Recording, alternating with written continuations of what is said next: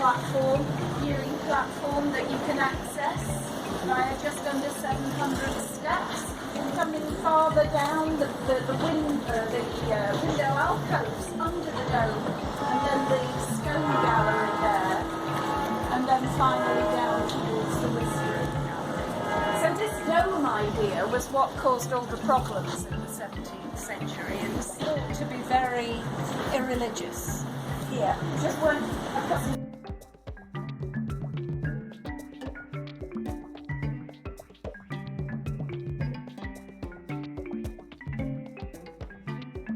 Of this waterway.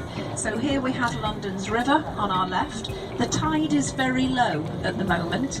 As the Thames flows through London, it becomes a tidal saltwater river, so it rises and falls, governed by the sea tides. The bridge ahead of us is Blackfriars Bridge, but this is also a railway station, and it's topped with solar panels. The roof is made up of solar panels, which helps the station to generate over half of its electricity supply.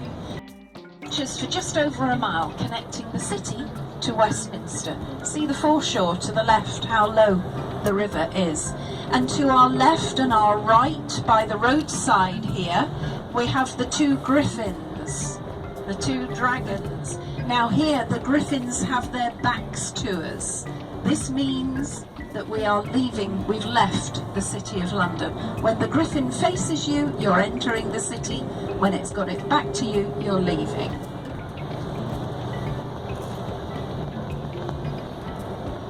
On the right, we have an arch into Somerset House to the right-hand side, just a few yards ahead. This was the entrance to Somerset House off the river, so you can see how wide the river once was.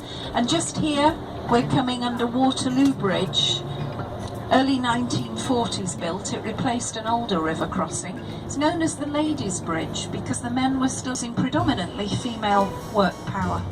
We know it as the Ladies' Bridge, named in honour of the victory of the Duke of Wellington, of course, at the Battle of Waterloo in 1815.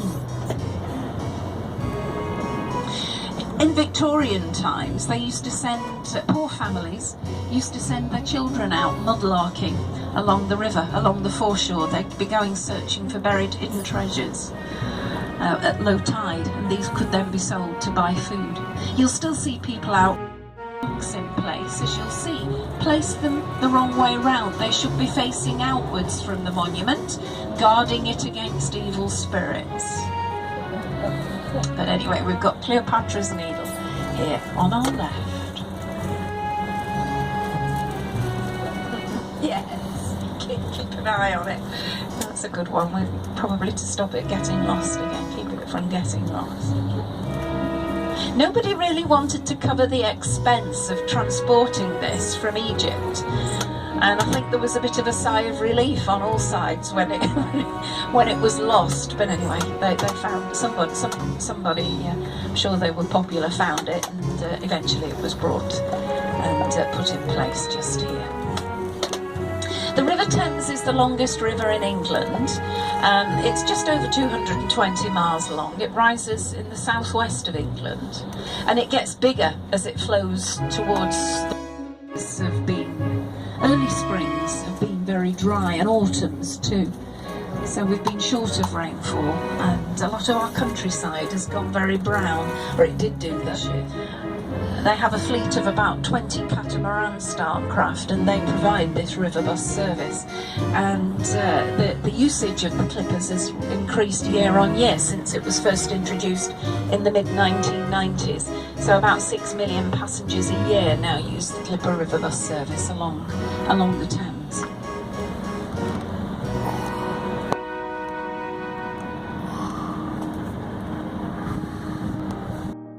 Will be provided by the band of the Scots Guards and the band of the Irish Guards. So the Scots Guards do not wear a plume in their bearskins. They have thistles embroidered into the collars of their tunics. The Irish Guards wear a bluey-green coloured plume in their bearskins, so we can differentiate between the different regiments. Many of our very best musicians have spent part of their musical careers in the British Army.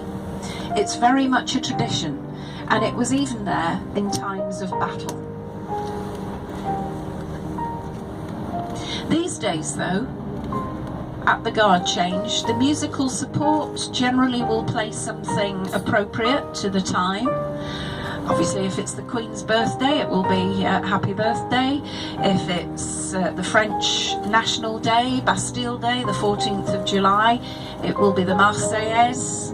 On the day of Aretha Franklin's funeral, it was many of her songs that were played at the guard change. It will be something that's relevant to the time. And if there's nothing of any particular note that can be marked in battle, this would have been a rallying point for the soldiers so that they would know where to follow their regiment, where to assemble. The troop's colour is its regimental flag.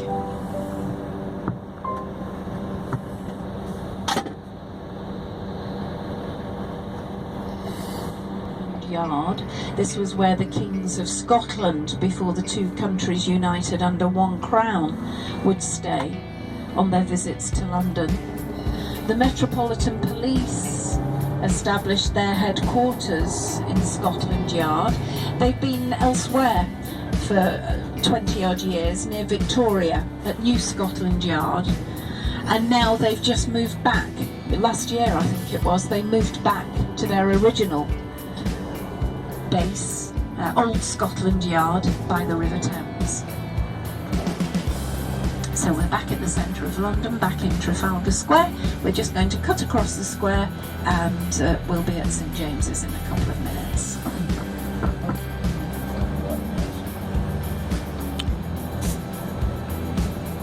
So the guard change event is, as I said, it's two shifts changing. There is a purpose to it. These soldiers really are guarding the palace, its occupants and its contents. And there's a little ceremony which takes place on the forecourt of the palace once all the soldiers are in place there, the old guard together with those that are taking up sentry duties from today.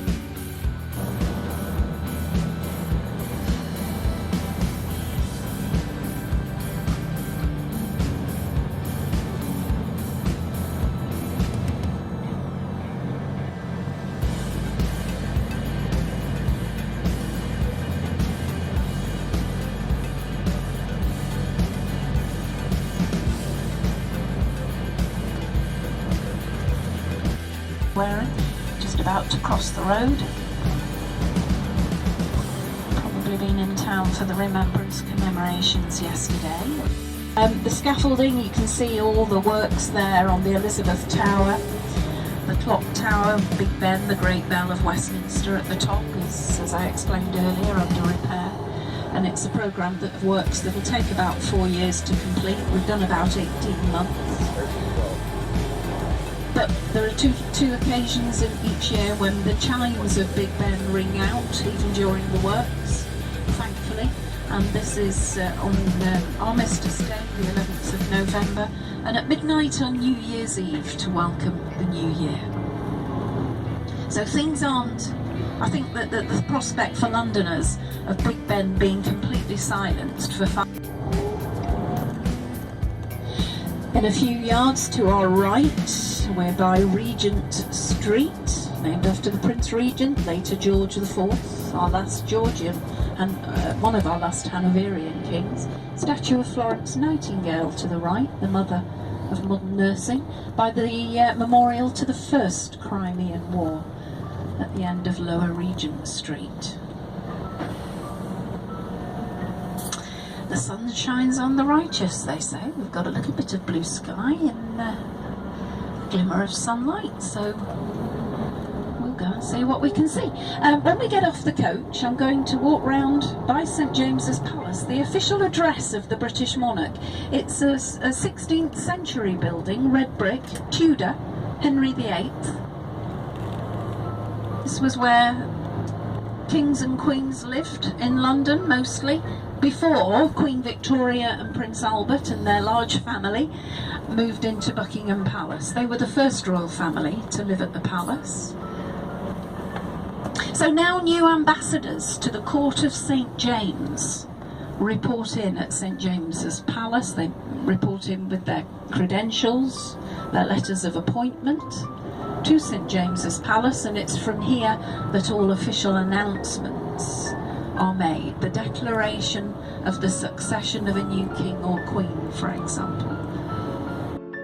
It was built as Buckingham House in the 18th century for the Duke of Buckingham. When Victoria married her cousin, Prince Albert, in 1840, she'd been queen for 3 years. She was only 21, but they got married in 1840 and they decided to live in Buckingham Palace and to bring up their family there. It's one of 3 official residences of the British monarch.